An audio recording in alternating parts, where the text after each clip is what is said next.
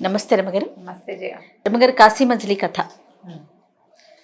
కృష్ణదేవరాయల కథ చెప్తున్నాం మనం. అవునండి. గోపుడు ఒక విగ్రహాన్ని చూసొచ్చి దాన్ని మణిసిద్ధుడిని అడిగాడు, ఆ విగ్రహం కథ ఏమిటి అని. ఆయన చెప్తున్నాడు. ఏం చెప్తున్నాడు?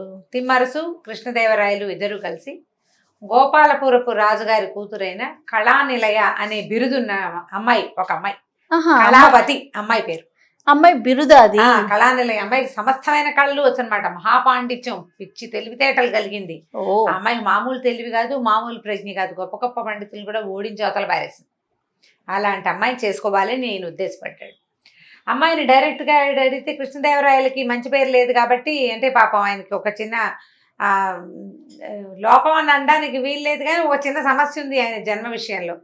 దాంతో డైరెక్ట్గా పిల్లని ఎవరేమో వేరే మాయోపాయమైన ప్రయత్నం చేద్దామని కృష్ణదేవరాయలు రాజుగారు, తిమ్మరసు అనే మహామంత్రి ఇద్దరు కలిసి దేశాటనకి బయలుదేరారు. ఆ ఊరు బాగానే దూరం. ఈ వెళ్లే దారిలో కొన్ని రాజ్యాలు, మన చుట్టుపక్కల వాళ్ళని అందరినీ చూసుకుంటూ వెళ్ళాలి కదా. పైగా ఇక్కడి నుంచి ఎగిరి దూకి అక్కడ పడిపోవడానికి వీలు లేదు. బండో రథమో గుర్రమో ఎడ్ల బండో ఏదో ఒకటి వేసుకుని వెళ్ళాలి. వాళ్ళు కూడా మజిలీలు చేయవలసిందే. రాత్రిళ్ళు ప్రయాణాలు కుదరవు. పగలు ఎక్కడైనా లేదా 2-3 రోజులు వరుసగా ప్రయాణం చేస్తే ఏదైనా ఒక మంచి ఊళ్ళో 2-3 రోజులు విశ్రాంతి తీసుకుని మళ్ళీ బయలుదేరారు.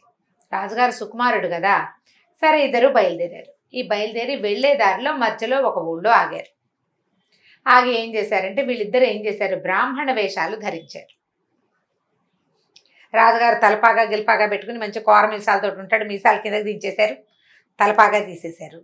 ఈ తిమ్మరసు కూడా ఇద్దరు కలిసి ఏంటంటే పేద బ్రాహ్మణ యువకుల వేషాల్లో ఉన్నారు.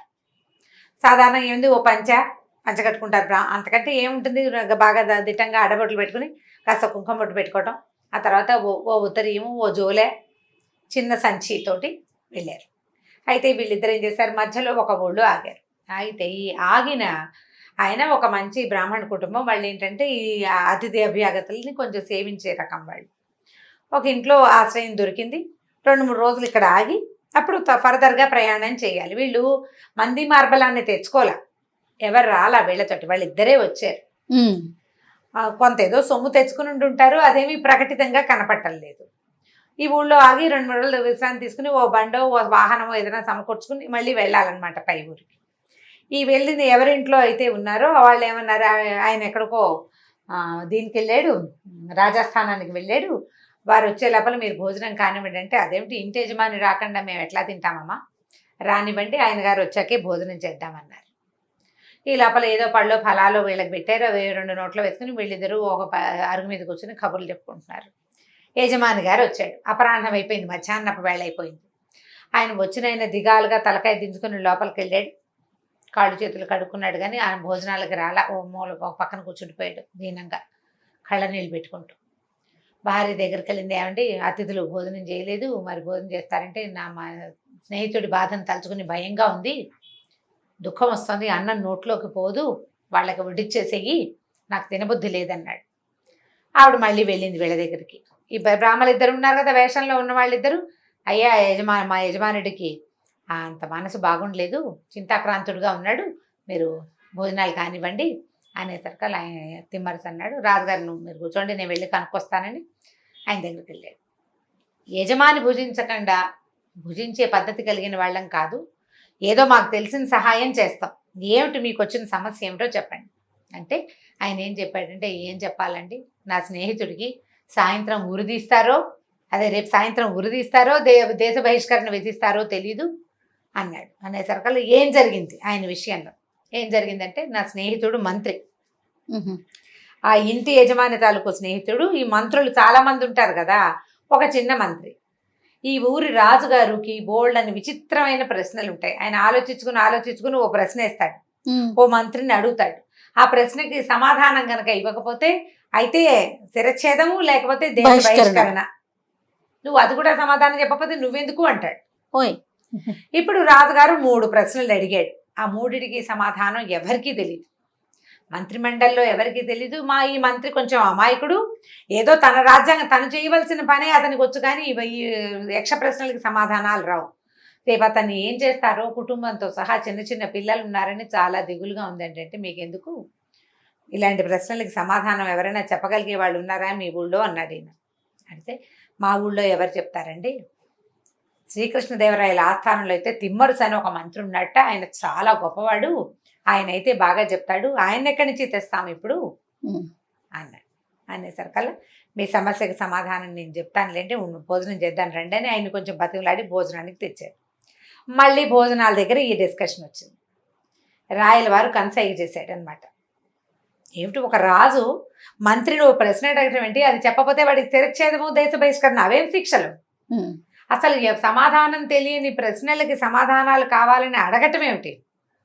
ఓ రాజుకి ఏం కావాలి? రాచరికం, రాజ్యం సజావుగా వెళ్ళాలి, ప్రజలందరికీ అన్నీ సమకూరుతున్నాయా లేదో చూడాలి, ప్రజల దగ్గర నుంచి కప్పం వస్తుందో లేదో చూసుకోవాలి, మంత్రులు ఎవరి శాఖను వాళ్ళు సరిగ్గా నిర్వహిస్తున్నారో లేదో చూసుకోవాలి. తీరి కూర్చుని తోచక ఏవో ప్రశ్నలు అడగటం, దానికేమో ఇలాంటి దిక్కుమాల శిక్షలు వేయటం ఏమిటని రాయల వారు ఏమన్నారంటే ఈయనకు చెప్పాడు యజమానికి, నా స్నేహితుడు ఉన్నాడు కదా తిమ్మరుసు లాంటి తెలివైన వాడు, ఆయనంత తెలివి ఉంది, ఒకప్పుడు ఆయన కలిసే చదువుకున్నారులేండి కొన్నాళ్ల పాటు, మీ ప్రశ్నలకి సమాధానం ఈయన చెప్తాడని చెప్పండి. రాజు ఏ ప్రశ్న అడిగినా మనకు భయం లేదు, ఏదైనా సరే మా వాడు చెప్తాడు. ఇప్పుడు రాజాజ్ఞ, రాయల వారికి ఈ ప్రశ్నలకి సమాధానం తిమ్మరుసుతో చెప్పించాలని ఉంది. ఆయన అనుకుంటే తిమ్మరుసు వారు చేయవలసిందే. సరే ఏం చేశాడు, చకచక భోజనం చేశాక స్నేహితుడి దగ్గరికి వెళ్ళి, ఒరే నాయన నువ్వు కంగారు పడకు, మన దగ్గర ఒక బ్రహ్మాండ నాయకుడు ఒక ఆయన దొరికాడు, రేపొద్దున రాజుగారి దగ్గరికి వెళ్ళి ఇవి చాలా చిన్న ప్రశ్నలండి, నాకు తెలిసిన ఒక బ్రాహ్మణ్ణి నియమించాను, ఆయన మీకు సమాధానం చెప్తాడని చెప్పు, నేను తీసుకొస్తా అని చెప్పాడు. మర్నాడు అంతా సభ తీరిస్తే ఆ చిన్న మంత్రి ఏం చెప్పాడంటే, మా మహారాజా మీరు అడిగిన మీ ప్రశ్నలకి సమాధానాలు నా సహాధ్య అయిన ఒక బ్రాహ్మణ యువకుడిని పిలిపించాను, అతను చెప్తాడు, అతనితో మీరు ఏదైనా అడిగి చెప్పించుకోండి అన్నారు. తిమ్మరుసుని ప్రవేశపెట్టారు. నేను చక్కగా స్ఫురద్రూపి, మొహం బాగా వెళ్తూ తెలివైన వాడు, దేనికైనా సమాధానం చెప్పేయగలడు, చక్కగా బ్రాహ్మణ వేషం కూడా బాగా అమరింది ఆయనకి. సరే రాజుగారు బాగా ఆలోచించాడు, సమాధానం చెప్పగలవన్నాడు. మీరు అడగండి, మీరు ఏం కావాలంటే చెప్తా అన్నాడు. భగవంతుడి దినచర్య ఏమిటి? ఏమిటి భగవంతుడి దినచర్య? ఏం చేస్తాడు దేవుడు? ఇప్పుడు మనం అంటే ఏం చేస్తాం, పొద్దునే లేస్తాం, పళ్ళు నూకుంటాం, మొహం కడుక్కుంటాం, స్నానాలు చేస్తాం, తింటాం. ఒక్కొక్కడికి ఒక్కో పని ఉంది. రైతు పని చేసుకుంటాడు, కమ్మరి పని, కుమ్మరి పని చేస్తాడు, రాజు పని, మంత్రి పని చేస్తాడు. మరి దేవుడు ఏం చేస్తాడు? భగవంతుడు. ఇది ఫస్ట్ ప్రశ్న. బాగుంది. ఆకాశంలో నక్షత్రాల సంఖ్య ఎంత? లెక్కిటు. కష్టం కదా ఇది. భూమికి మధ్య భాగం ఎక్కడుంది? భూమి ఉందా, దానికి సెంటర్ పాయింట్ చూపించు, ఎక్కడ? ఇవి 3 ప్రశ్నలు. సరేనన్నాడు. ఇంతేనా? ఈ ప్రశ్నలకు సమాధానం ఏం కష్టం, చాలా ఈజీ. ముందు మీ మొదటి ప్రశ్నకి చూద్దాం. భగవంతుడి దినచర్య ఏమిటి? మీరు ఒక్క పని చేయండి, మీరు ఇప్పుడు రాజుగారు సింహాసనం మీద కూర్చున్నారు, మీ వస్త్రాలన్నీ ఊడదీసి నాకు ఇవ్వండి, నా వస్త్రాలు మీరు ధరించండి. భగవంతుడు రాజు, మనకి ప్రభువు. ఇప్పుడు నేనేం చేస్తానంటే రాజు ఏం చేస్తాడో చెప్పాలి మీకు. మనకు ప్రభు అయిన వాడు ఏం చెప్పాలంటే ప్రభు స్థానంలో ఉండి కదా చెప్పాలి. నేను ఇలా నేల మీద ఉంచు నీకు చెప్తే ఎట్లా? నన్ను ప్రభువుని చేయండి, నేను ప్రభు స్థానంలో ఉండి ప్రభువు, ప్రపంచానికి ప్రభు అయిన వాడి దినచర్య ఏమిటో చెప్తానన్నాడు. సరే రాజుగారు కొంచెం ఆలోచించాడు.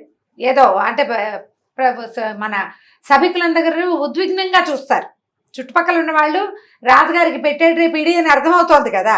సరే ఏం చేశాడు, తలపాగా తీశాడు, ఉత్తరీయం తీశాడు, పైన ఒక పెద్ద చొక్కా వేసుకున్నాడు, ఆ చొక్కా గిక్క పైన ఉన్న నగలు అన్నీ తీసి అక్కడ పెట్టారు. కాస్త పక్కకి వెళ్ళి ఆయన నగలు తీసి ఈయన వేసుకున్నాడు. ఆయన కట్టుకున్న సాధారణమైన కాటన్ పంచ ఉత్తరీయము రాజుగారు వేసుకున్నారు. ఇప్పుడు తిమ్మరుసు గారు సింహాసనం ఎక్కాడు. తిమ్మరుసు నుంచున్న చోట రాజు నుంచున్నాడు. సమాధానం చెప్పాలి కదా. ఇదే చేస్తాడు భగవంతుడు. ఒక్క క్షణంలో రాజుని పేద బ్రాహ్మణ్ణి చేసేసాడు, ఒక పేద బ్రాహ్మణ్ణి రాజు చేశాడు. ఈ ప్రపంచంలో ఉన్న ఇన్ని కోట్ల మందిని ఎవరిని ఏం కావాలంటే అది చేస్తాడు. అదే ఆయన దినచర్య. ఒకటే నిమిషం పట్టింది చూడు. ఇప్పుడు రాజుగారు ఎక్కడ నుంచున్నాడు? కాదు కూడదనడానికి వీల్లేని పొజిషన్లో నుంచున్నాడు. ప్రభువుని కాదనడానికి వీలే లేదు. ఏది నువ్వు రాజును కాదని చూద్దాం, ఏమవుతుంది? తల ఉత్తరించబడుతుంది. భగవంతుడి కాదంటే అప్పుడు జరిగేది అదే. ఇక ఆయన మాట్లాడలే, చాలా బాగుంది. సభికులందరూ చప్పట్లు కొట్టేశారు. దొరికేడు రాజు, బాగా అయిందనుకున్నా. సరే ఆయన సమాధానం పడ్డాడు. మరి రెండో ప్రశ్న అన్నాడు, రేపు చెప్తాను. ఓహో. రెండో ప్రశ్న రేపు పొద్దున్న చెప్తానన్నాడు. సభ చాలించారు.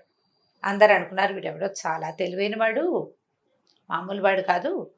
ఇలా రాజుకి ఇంత పెద్ద ప్రశ్నకి, ఇంత జటిలమైన ప్రశ్నకి సింపుల్గా ఆయనతోటే ఆన్సర్ చెప్పించినట్టు చేసేసాడు. రెండో ప్రశ్నకు కూడా బాగానే చెప్తానన్నాడు అనుకున్నారు. రెండో రోజు సభ తీర్చారు. సరే మళ్ళీ తిమ్మరసు గారు, కృష్ణదేవరాయలు వీళ్ళు, ఈయన దాని ఆయన కూర్చున్నాడు. సభికుల్లో ఆయన కూర్చున్నాడు. సరే ఈయన ఏం చేశాడంటే, ఆ నక్షత్రాల సంఖ్య ఎంత అని అడిగాడు. ఈయన ఏం చేశాడు, ఉత్తరీయాన్ని తీసి ఉత్తరీయంలో ఒక ఎంత ఇసుక మూట కట్టుకొచ్చాడు, చూపించాడు. చిన్నప్పటి నుంచి లెక్క పెట్టినానండి నేను. నాకు అంకెలు నేర్చుకున్న దగ్గర నుంచి ఏం చేశారంటే, ఒక్కో చుక్కకి ఒక్కొక్క రేణువు చొప్పున వేశా, ఒక డబ్బాలో వేశాను. మీకోసమని చెంగును మూట కట్టి పట్టుకొచ్చా. ఇవి లెక్కెట్టుకోండి. ఇవన్నీ ఉన్నాయో సేమ్ డిక్టో అవే ఉన్నాయి, పైన కూడా అవే ఉన్నాయి. ఇసుక రేణువులు లెక్కపెట్టు. ఇవి అవి ఒకటే, కాకపోతే నీ చెండా లెక్క తీస్తానన్నాడు రాజు. తప్పకుండా మీరు ఏం చేసినా సరే ముందు ఇవి లెక్క పెట్టండి, కూర్చోండి మీరు. ఇప్పుడు ఇది అది సమానం కాకపోతే చెండా లెక్క తీస్తే చింతపిక్కలు ఏమిటి లెక్క పెట్టడానికి? చింతపిక్కలు ఏమిటి 2 నిమిషాలు లెక్క పెట్టేస్తాం, గుండుగా ఉంటే అయిపోతుంది. ఇసుక రేణువులు ఎట్లా లెక్క పెడతాం? నువ్వు లెక్క పెట్టుకో అని చెప్తున్నాడు. అవి ఒక పళ్ళెల్లో పోయించి, ఇవి ఆ నక్షత్రాల సంఖ్య, అవి ఇవి సేము. అప్పుడు ఏం చేయాలి మనం తెలుసుకోవాలంటే, ముందు ఈ రేణువులు లెక్క పెట్టి తర్వాత అవి లెక్క పెట్టాలి. ఇవి రెండు కంపేర్ చేయాలి. రాజుగారు చేయాలి ఆ పని. నీదే కదా ప్రశ్న. బాగుంది. చిక్కురు మనలేదు రాజుగారు. అందరు చప్పట్లు కొట్టారు, ఊరుకున్నాడు.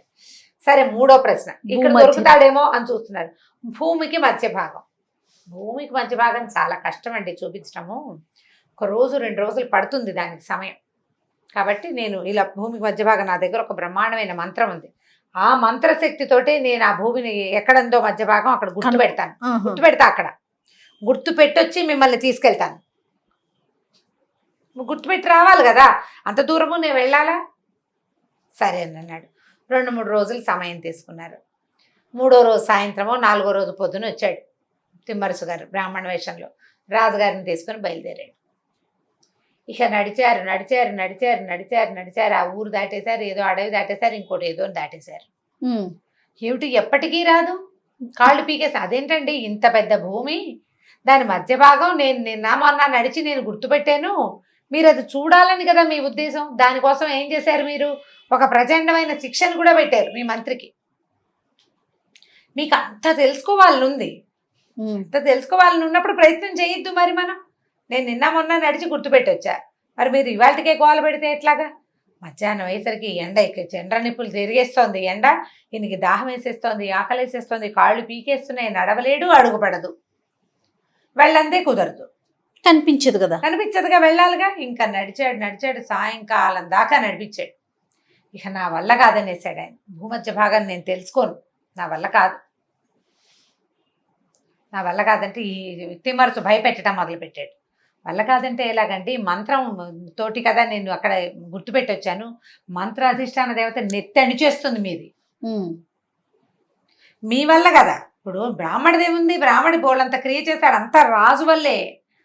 రాజు ఏది ఆజ్ఞిస్తే బ్రాహ్మడు అది పాటించాలి. ఏదైనా పాపం వస్తే బ్రాహ్మడికి రాదు, రాజుకు వస్తుంది. ధనం రాజుది, ప్రయత్నం రాజుది, కేవలం నీకు సాధనము బ్రాహ్మడు. నీకు సాధనంగా ఉన్నాను, నాకేం లేదు, నీ నెత్తడి చేస్తుంది అది ఆ శక్తి. ఇక భయం వేసేస్తాను, నేను నా వల్ల కాదు, అడుగు పడదిక్క, నా కాళ్ళు పీకేస్తున్నాయి. ఇంకా కొంత దూరం నడిపించి దగ్గరకు వచ్చేసామని చూపించాడు. ఒక చోట ఒక రాట పాతి ఉంది, ఇదే భూమధ్య భాగం. అవునో కాదో చూసే ఓపిక ఉందా రాజుకి? లేదు. బాగా నడిపించి ఆయన అక్కడ శోష వచ్చినట్టు కూర్చుండిపోయాడు. మంచినీళ్ళు ఇప్పించిన ఆయన ఎక్కడైనా నీ మంత్రశక్తితోటి అంటే ముందే ఏర్పరిచాడు ఆయన. ఆ చెట్ల వెనకాల ఉన్నవాడిని ఎవరినో సైగ చేసి మంచినీళ్ళు తెప్పించాడు. మంచినీళ్ళు తెప్పించాడు. రాజు మంచినీళ్ళు తాగి, నా వల్ల కాదు, ఎట్లా చేరుస్తావో నన్ను అంతఃపురాన్ని చేర్చు అంటే, ఇప్పుడు వచ్చేటప్పుడు ఎంత దూరం నడిచి వచ్చారు? ఒక అడ్డదారి ఉంది. ఆ అడ్డదారిలో ఓ బండి ఏర్పరిచి రాజు నా బండి ఎక్కించి ఇంటికి తీసుకెళ్ళిపోయాడు. ఇక మళ్ళీ ఇలాంటి ప్రశ్నలు అడగకూడదు. అప్పుడు వర్ణాడు సభ తీర్చి, ఈయన చాలా గొప్పవాడు, ఈయన చాలా బాగా చెప్పాడు, నీకేం కావాలో కోరుకోమంటే అడ్డదిడ్డమైన ప్రశ్నలు వెయ్యొద్దు. ఉమ్, రాజు ఏం చేయాలో అదే చెయ్యి. నీకే సమాధానం తెలియని ఒక ప్రశ్నను అడిగి దానికి శిక్షల్ని ఇదిగా ఇవ్వటం అది అనేది అంత చాలా తప్పు. కఠినమైన శిక్షలు మళ్ళీ. అది చాలా తప్పు. ఈ రకమైన పద్ధతులు చెయ్యొద్దని గట్టిగా చెప్పిన తర్వాత సరే అక్కడి నుంచి ఇంకో గుర్రాలని వాటిని ఏర్పరచుకుని ఆ గోపాలపురం వెళ్ళడానికి శ్రీకృష్ణదేవరాయలు తిమ్మరుసు ఇద్దరు బయలుదేరారు. ఆ అమ్మాయిని కలుసుకోవడానికి, కళావతిని కలుసుకునేందుకు, పెళ్లి కూతుర్ని అమ్మాయిని చేసుకోవాలనుకుంటారు కదా, అక్కడికి బయలుదేరి వెళ్ళారు. అక్కడ ఏమైందో వచ్చే ఎపిసోడ్ లో తెలుసుకుందాం మనం. తప్పకుండా అండి. నమస్తే రమ్మగారు. నమస్తే. ఈ వీడియో కనుక మీకు నచ్చినట్లయితే లైక్ చేయండి, షేర్ చేయండి. మరిన్ని వీడియోస్ కోసం మా ఛానల్ని సబ్స్క్రైబ్ చేసుకోండి.